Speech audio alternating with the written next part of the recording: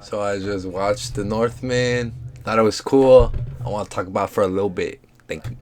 So I'm probably making this in like 20, 30 minutes. I just literally finished it 5 minutes ago, and I just wanted to talk about how cool it was. And I had my computer open, so I was like, skip it.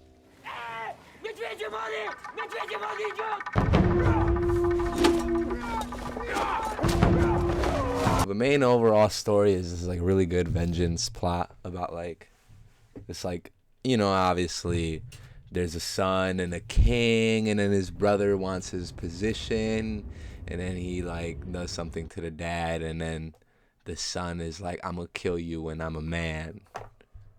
And I for sure don't want to spoil too much, just in case there's like one person watching this that's like, oh yeah, that looks cool, like maybe I'll watch it one day. Like for me, I'm gonna be honest, I held this movie off for a year. Joe Rogan nonstop talked about this for a year straight since like mid 2020. Always sort of been interested in Viking culture, especially like old pagan, like around the year 1000, sort of like right before the Christianity like overruling just took over the world. Just how crazy and barbaric we thought. Like these are literally us, the same people. We're these fleshy little meat sacks. I'm right here behind my computer talking about this movie that's talking about us when we used to just go to sail island to island just doing whatever. And oh my god, the fighting in here and everything about cinematography and the freaking fight scenes. First thing I looked up after this was what other people thought of the movie. Everyone was talking about how slow paced and too cinematography, too slow. You know what I'm saying? Like it's just trying to be like too artistic. Like, no. Like, I am tired of Hollywood brain rotting us, making these Marvel movies when you can't even see nothing. Like, this movie is like, everyone in the comments of these videos as I was downloading them is talking about how slow they move, and like, dude, no duh. Like, these are 300, 400 pound grown like 7 foot, 6 foot men with like saying they ain't gonna be Mike Tyson. Like, dude, it is ridiculous. Like, I just want to highlight one scene that I found really cool where pretty much it's history just sort of repeating itself. You know what I'm saying?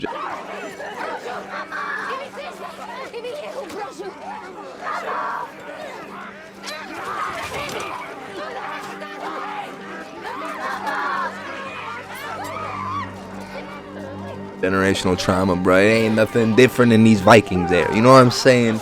Here he is witnessing what happened to him when he was a little youngin'. You know what I'm saying? You know what I'm saying? That's just the tragic thing about these times. Like, I'm saying it's real. It shows it. You know what I'm saying? It highlights it. Like, here you see this little boy being taken, and he's looking at him. He sees it. He knows what's happening. You know what I'm saying? Because it was him at one point, which I love.